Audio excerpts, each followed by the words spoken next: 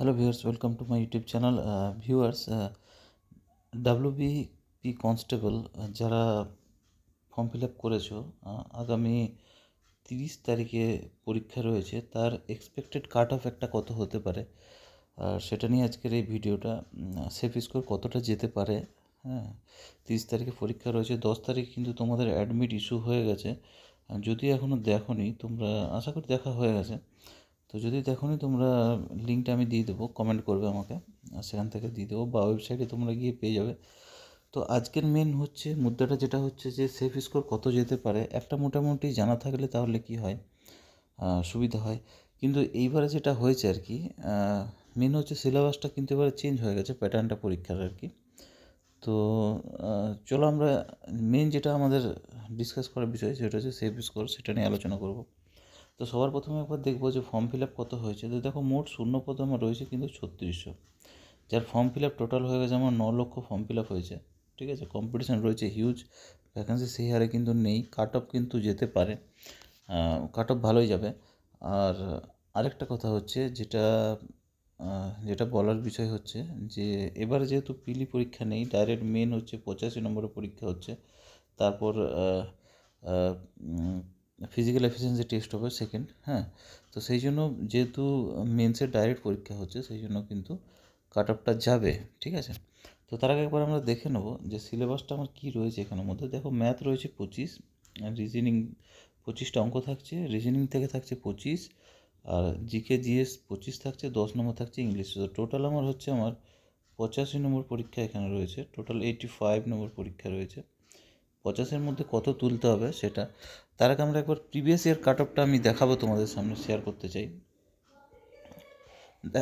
দেখো, প্রিভিয়াস ইয়ারে general cut off গেছিলো 67.67, ইউআর ইসি ছিল, এগুলো যায়নি। ঠিক আছে, ইডব্লিউএস ছিল 37.25, হ্যাঁ, এসসি ছিল দেখো 58.5, এগুলো ফাইনাল কাট অফ। ঠিক আছে, এসসি ইসি ছিল 24.92, এসসি সিভিক ভলেন্টিয়ার ছিল, সিভিক ভলেন্টিয়ারদের ক্ষেত্রে ছিল। ঠিক আছে, 24.92, এসটি ছিল 54.42, এসটি সিভিক ভলেন্টিয়ার ছিল 36.42, ওবিসি এ ইসির ক্ষেত্রে 31.08, ওবিসি এ এইচজিএনভিএফ এর ক্ষেত্রে ছিল 31.08, ওবিসি এ সিভিক ভলেন্টিয়ারের ক্ষেত্রে ছিল 31.08। আবার দেখো, ওবিসি বি এর ক্ষেত্রে সেই কাট অফটা কিন্তু অনেক বেশি আছে, দেখো 62.92। ঠিক আছে, আর ওবিসি বি সিভিক ভলেন্টিয়ার 30.92। ঠিক আছে, এবার আসবো যেটা হচ্ছে আমাদের এক্সপেক্টেড কাট অফ আর কি। হ্যাঁ, দেখো, একটা এক্সপেক্টেড কাট অফ আমি করেছি। ঠিক আছে, আর আরেকটা কথা, যারা প্রিপারেশান করছো তারা জিকেগুলো ফলো করো, আমার চ্যানেলে রেগুলার বেসিস কিন্তু জিকে হচ্ছে তোমাদের কনস্টেবলের জন্য, আর WBSSC গ্রুপ সি গ্রুপ ডির জন্য। ঠিক আছে, তো জিকেগুলো যদি রেগুলার দুটো করে ক্লাস আমি আপলোড করছি, আশা করি সেখান থেকে কমন 100% পাবে। তো সেগুলো ফলো করার চেষ্টা করতো। দেখো, সবার প্রথমে কাট অফটা দেখবো, 50 থেকে 55 আমি আশা করেছি ইউএর ক্ষেত্রে, যেটা ফাইনাল মেরিট হতে পারে 65 থেকে 70-এর মধ্যে।